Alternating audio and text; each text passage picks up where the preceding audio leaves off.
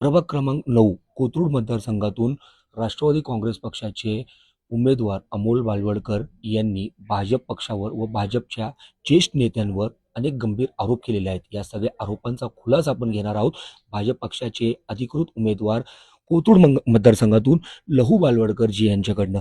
लहूजी, अनेक गंभीर आरोप केलेले आहेत तुमच्यावर, तुमच्या पक्षांचे नेत्यांवर, पक्षावर. अगदी हे सुद्धा त्यांनी बोललेलं आहे की विषाचा पेढा चारला गेलेला आहे. काय सांगाल याबद्दल? हे आरोप करण्यापेक्षा त्यांनी विकासावर बोलावं. त्यांनी केलेल्या 8 वर्षाच्या 9 वर्षाच्या कामावरती बोलावं. पक्षाने त्यांना संधी दिली होती.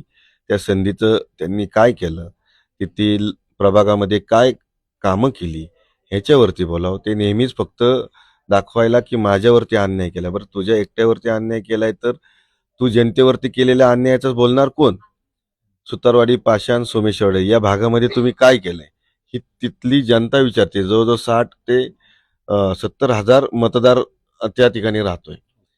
त्यांच्यासाठी तुम्ही काय केलंय ह्या गोष्टीवरती तुम्ही सांगावरती की बाबा मी गेली 2017 ते 22चा नगरसेवक होतो. 22 ते 25 माझ्याकडे पक्षाची जबाबदारी होती. या काळामध्ये मी या भागामध्ये हे केलं ते केलं. कुठली कामं केली ते सांगावं.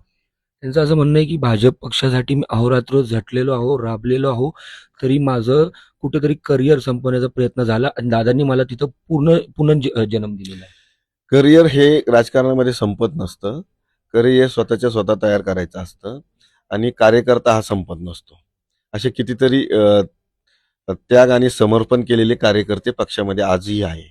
त्यामुळे तर पक्ष एवढा मोठा झालेला आहे. भारतीय जनता पार्टीमध्ये ज्या त्याग समर्पण कळलं त्या कार्यकर्त्याचे स्वप्न सगळे पूर्ण करण्याचं काम पक्ष आणि पक्षश्रेष्ठी करत असतात.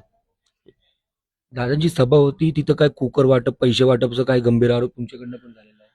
हा, त्या ठिकाणी एक ज्यावेळेस उमेदवारी डिक्लेअर झाली त्यावेळेस शुभारंभाचा नारळ राष्ट्रवादी काँग्रेस पक्षाचा फोडायचा होता.